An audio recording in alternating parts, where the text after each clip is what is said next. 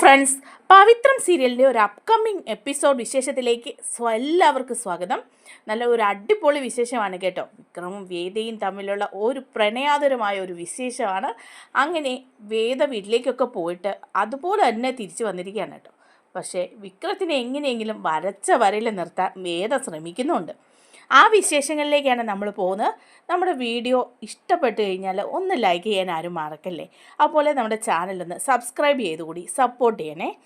അങ്ങനെ വേദ വിക്രമിനെ വരച്ച വരയിൽ നിർത്താൻ തീരുമാനിച്ചിരിക്കുകയാണ്. വീട്ടിലേക്ക് എത്തുന്ന വിക്രമിനെ വേദ പറയുന്നുണ്ട്, എന്താ എന്താ ഈ റൗഡിത്തരമൊക്കെ കാണിച്ച് നടക്കുന്നത്? അപ്പോൾ വിക്രം പറയാം, നീ പൊടി, നീ എൻ്റെ കാര്യത്തിലൊന്നും ഇടപെടാൻ വരണ്ട. ഒരബദ്ധത്തിന് ഒരു താലി നിൻ്റെ കഴുത്തിൽ കെട്ടിയെന്ന് വെച്ച് നീ എന്നെ ഭരിക്കാനൊന്നും വരണ്ട.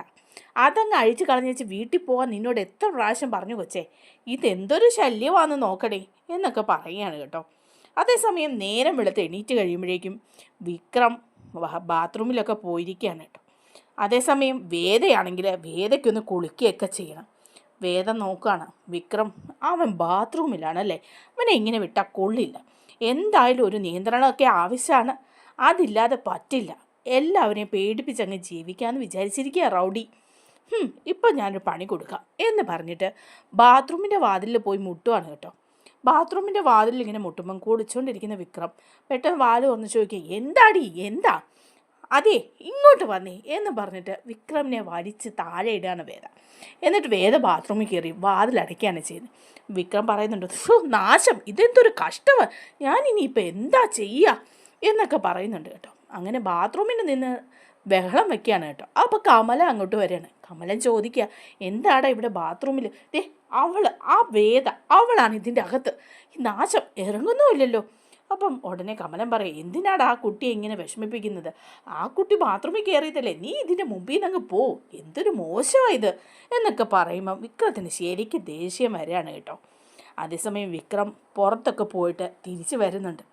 മാഷും കമലും കൂടെ സംസാരിച്ചുകൊണ്ട് ഇങ്ങനെ നിൽക്കുകയാണ് വിക്രത്തിനെക്കുറിച്ച് തന്നെ. അപ്പോൾ വേദ വിചാരിക്കുന്നുണ്ട്, വിക്രം ഒരു നല്ല മനുഷ്യനൊക്കെയാണ്, പക്ഷേ അവൻ എന്താവാ ഇങ്ങനെ ആയിപ്പോയത്? അവനിങ്ങനെ ആവാതിരുന്നിരുന്നെങ്കിൽ എത്ര നന്നായിരുന്നു. സാരില്ല, എനിക്ക് പറ്റുന്ന ഒരു ഭർത്താവിനെ തന്നെയാണ് എനിക്ക് കിട്ടിയിരിക്കുന്നത്. അവനെ ഇനിയൊന്ന് മേയിച്ച് ശരിയാക്കിയൊന്ന് കൊണ്ടുവന്നാൽ മാത്രം മതി, അല്ലാതെ അവനെക്കൊണ്ട് കുഴപ്പമൊന്നുമില്ല. അങ്ങനെങ്ങനെയാണ് ഇത്രയും നല്ല കുട്ടികൾക്ക് വിദ്യാഭ്യാസമൊക്കെ കൊടുത്ത ഒരു മാഷിൻ്റെ മകനല്ലേ അവൻ എന്തായാലും മോശമായി പോകാനൊന്നും പോകുന്നില്ല. പിന്നെ എന്തോ ഒരു പ്രശ്നമുണ്ട്, അതങ്ങ് ശരിയാക്കി അത് മാറും. അപ്പോഴത്തേക്ക് വിക്രം ദേഷ്യപ്പെട്ടിങ്ങ് വരികയാണ് കേട്ടോ പുറത്തുനിന്ന്. എന്നിട്ട് പറയുന്നുണ്ട്, അമ്മേ ഭക്ഷണം എടുക്ക്, എനിക്ക് നല്ല വിശപ്പുണ്ട് എന്ന് പറയാൻ. അപ്പോൾ കമലൻ പറയുന്നുണ്ട്, എന്താ നീ എവിടെ പോയിട്ട് വരുവാ ഇത്ര ദേഷ്യപ്പെട്ട് വിശപ്പുണ്ടെന്ന് പറയാൻ? നീ ഇവിടെ ഒന്നും ഉണ്ടാക്കി തന്നിട്ടല്ലല്ലോ പോയിരിക്കുന്നത്. അപ്പോഴേക്കും ഉടനെ വിക്രം പറയും, നിങ്ങൾക്ക് ഭക്ഷണം തരാൻ പറ്റുമെങ്കിൽ താ, ഇല്ലെങ്കിൽ എനിക്ക് വേണ്ട, ഞാൻ ഇറങ്ങിപ്പോയിക്കോളാം എന്ന് പറയുകയാണ് കേട്ടോ. അപ്പോഴേക്കും വേദ എന്നിട്ടൊന്ന് തുറച്ചു നോക്കിയിട്ടാണ് വിക്രം അകത്തേക്ക് കയറിപ്പോകുന്നത്. അപ്പം വേദ പറയാണ് കമലത്തിനോട്, അമ്മേ ഞാൻ വിക്രത്തിന് ഇന്ന് ഫുഡ് കൊണ്ട് കൊടുക്കാം. അപ്പോൾ കമലൻ പറയുന്നുണ്ട്, എൻ്റെ മോളെ വേണ്ട, അവൻ ആകെപ്പാടെ ദേഷ്യപ്പെട്ട് തുള്ളി നിൽക്കുകയാണ്. നീ ഇനി ഭക്ഷണമായിട്ട് അങ്ങ് ചെന്നാൽ അവനത് വലിച്ചെറിയും. എന്തിനാ നീ വെറുതെ, ഞാൻ തന്നെ കൊടുത്തോളാം. വേണ്ടമ്മേ, എൻ്റെ ഭർത്താവല്ലേ, എൻ്റെ കഴുത്തിൽ താലി കെട്ടിയവനല്ലേ, എന്തായാലും ഞാൻ ഇന്ന് വിക്രത്തിന് ഭക്ഷണം കൊടുക്കും. കൊടുക്കും, എന്നിട്ടിനി അതിൻ്റെ ബാക്കി കൂടി നീ കേൾക്കും എന്ന് പറയുമ്പം വേദ പറയാണ്, അമ്മ കണ്ടോണം, ഞാൻ ഇനി ഭക്ഷണം മുഴുവൻ അവനെക്കൊണ്ട് കഴിപ്പിക്കും. അവൻ എന്നെ ഒന്നും പറയാനും പോകുന്നില്ല, അമ്മ നോക്കിക്കോ. അങ്ങനെയായാൽ നിനക്ക് കൊള്ളാം എന്ന് പറയാണ്. വേദയാണ് അടുക്കളയിൽ പോയിട്ട് ഭക്ഷണമൊക്കെ ഒരു പ്ലേറ്റിലെടുത്തിട്ട് വിക്രത്തിൻ്റെ റൂമിലേക്ക് പോവാണ്. അവിടെ ചെല്ലുമ്പോൾ വിക്രം കട്ടിലിങ്ങനെ ഇരിക്കുക. അപ്പോൾ ചോദിക്കുന്നുണ്ട്, എന്താടി നീ വന്നത്, എന്തിനാ ഇങ്ങോട്ട് എഴുന്നള്ളിച്ചത്?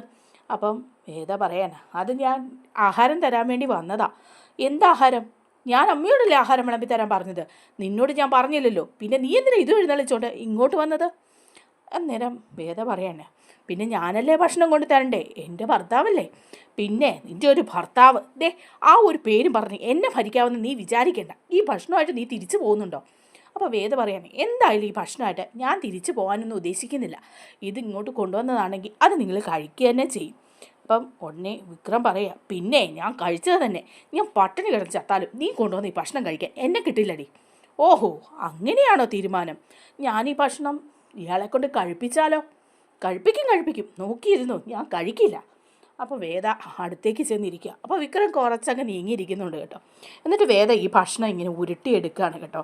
ചോറിങ്ങനെ ഉരുട്ടിയെടുത്തിട്ട് വിക്രത്തിനോട് പറയാം, ഇതേ ഭക്ഷണമാണ്, ആ പാവപ്പെട്ട മാഷ് അധ്വാനിച്ചുണ്ടാക്കിയ ഭക്ഷണം. ഇതിനോടൊന്നും നിങ്ങളുടെ വാശിയൊന്നും വൈരാഗ്യമൊന്നും വേണ്ട കേട്ടോ. വയറ്റി വിശക്കുമ്പം ഇത് കഴിച്ചില്ലെങ്കിൽ ഭയങ്കര ബുദ്ധിമുട്ടാവും.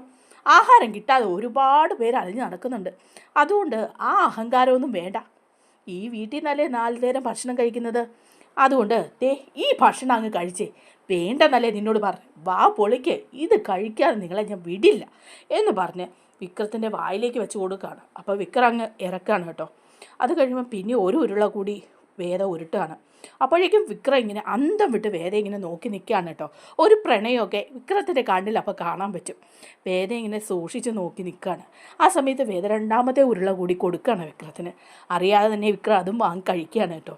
അത് കഴിയുമ്പോൾ പെട്ടെന്ന് വിക്രം പറയാണ്, മതി മതി മതി, നീ എനിക്ക് ഉരുട്ടിയൊന്നും തരണ്ട, ഞാൻ തന്നെ ഭക്ഷണം കഴിച്ചോളാം, നീ വാരി തരികയൊന്നും വേണ്ട, ഇങ്ങോട്ട് താ. അപ്പോഴേക്കും വേദ പറയാണ്, ശരി എന്നാ കഴിച്ചോ, എനിക്ക് യാതൊരു നിർബന്ധവുമില്ല നിങ്ങൾക്ക് വാരി തരണമെന്ന്. കഴിക്കാതിരുന്നത് കൊണ്ട് അതൊന്ന് കഴിപ്പിക്കണം എന്നുണ്ടായിരുന്നു. ഇനിയിപ്പോൾ തന്നെ അവിടെ ഇന്ന് കഴിച്ചോ, ഭക്ഷണം ഒരു തുള്ളി പോലും വേസ്റ്റ് ആക്കരുത് കേട്ടോ, മുഴുവൻ ഭക്ഷണവും കഴിക്കണം എന്ന് പറഞ്ഞിട്ട് വേദ അവിടെ നിന്ന് പോവുകയാണ്.